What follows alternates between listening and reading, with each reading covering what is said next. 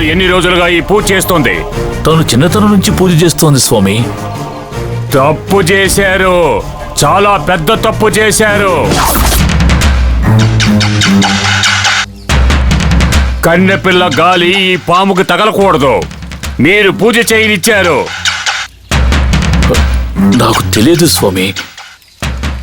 నేను మీకు చెప్పాను కదా, మర్చిపోయారా?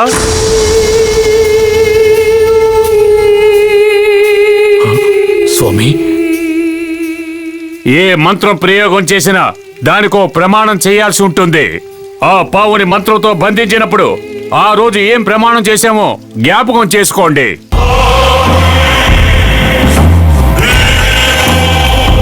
పౌర్ణమి పూజ చేయడం మాత్రమే కాదు, భక్తురాలైన కన్నెపిల్ల ఈ పుట్ట దరిదాపులకు కూడా రాకూడదు.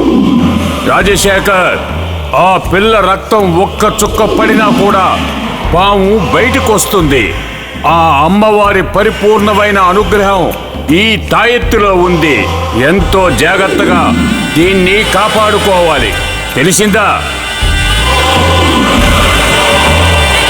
అవును స్వామి, ఇప్పుడే మీరు చెప్పింది జ్ఞాపకం వచ్చింది.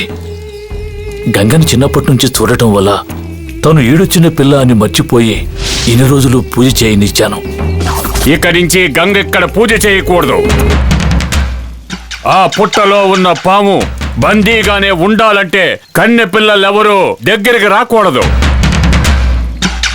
వెంటనే గంగని పిలిచి మాట్లాడు. తన పూజ చేయడం వెంటనే ఆపాలి.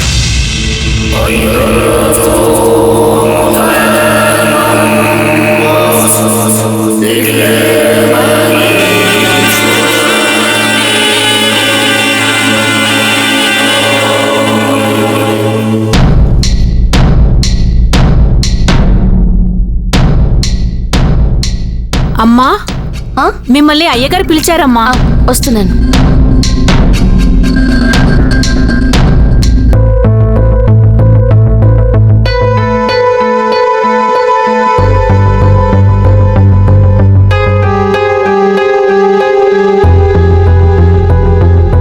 మావయ్య,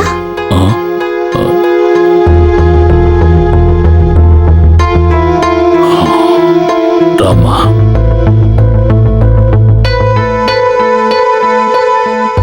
నీతో ఓ ముఖ్యమైన విషయం మాట్లాడాలి. చెప్పండి మావయ్య.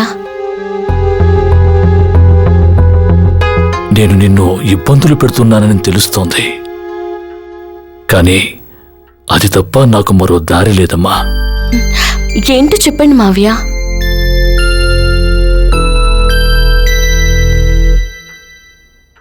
నన్ను ప్రేమగా మావయ్య అని పిలుస్తున్నావు. నీకిష్టమైన దాన్ని నా నోటితో వద్దని చెప్పడానికి నాకు కష్టంగా ఉందమ్మా. పర్వాలేదు మావయ్య, ఏదైనా సరే చెప్పండి, నేను అలాగే చేస్తాను. పుట్టకి నువ్వు పూజ చేయడాన్ని ఆపేయాలి.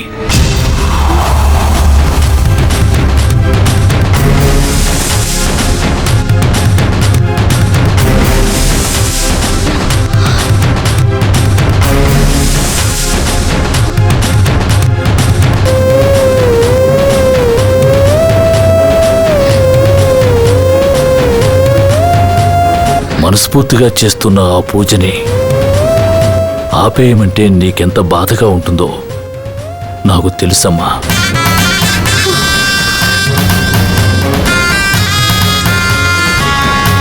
కానీ ఈ ఇంటికి కాబోయే కోడలివైన నువ్వు పుట్టకి పూజ చేయటం మంచిది కాదని వీరభద్రం గారు చెప్పారు.